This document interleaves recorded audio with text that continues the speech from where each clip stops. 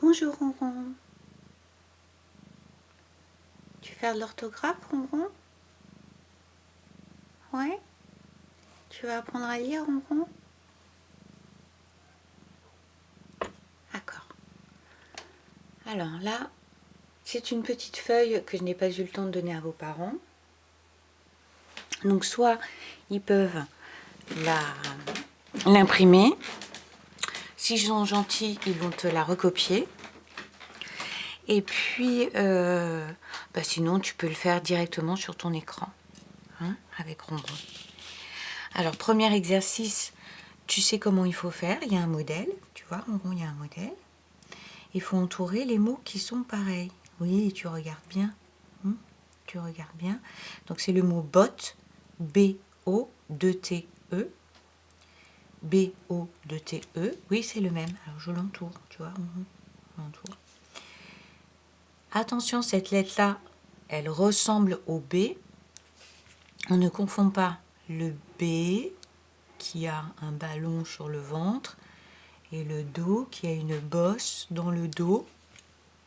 Donc celui-là, ça va pas. Bot, on regarde bien. Ah, il n'y a qu'un seul T, donc ça va pas. Bot, on retrouve bien, on vérifie. Ok. Bot, un seul T, ça va pas. Et là, on ne lit pas trop vite, sinon on se fera voir. C'est un A et pas un O. Donc celui-là, on l'entoure pas. Alors, hop.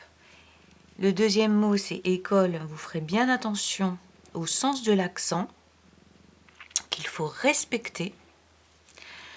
Dehors, vous ferez bien attention que c'est un seul mot accroché. Carnaval, il n'y a pas de piège. Faites bien attention à la lettre N. Sirène, attention à l'accent, le sens de l'accent qu'il faut bien respecter. Alors, comment faire pour... Attends, Ronron, je te dérange un petit peu. Non, mais tu peux rester. Ah, tu veux pas rester? Bon. Alors, maintenant, on va faire un exercice en rapport avec la leçon d'hier sur le verbe. Tu te souviens quand il y avait la cavalière qui galope? Elle n'arrête pas. Elle galope, elle galope. Hein?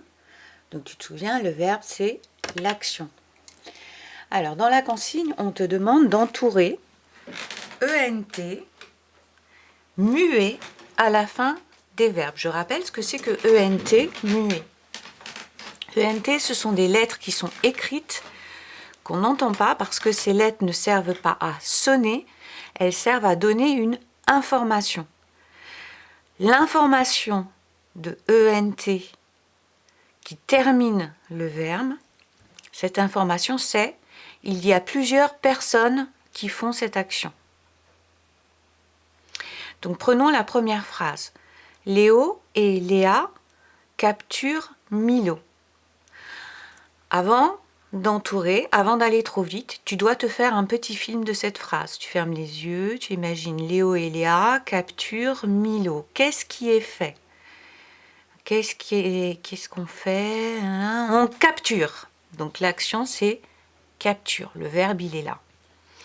Et comme il y a deux enfants qui capturent, ils sont plusieurs, donc j'ai l'information à la fin du verbe.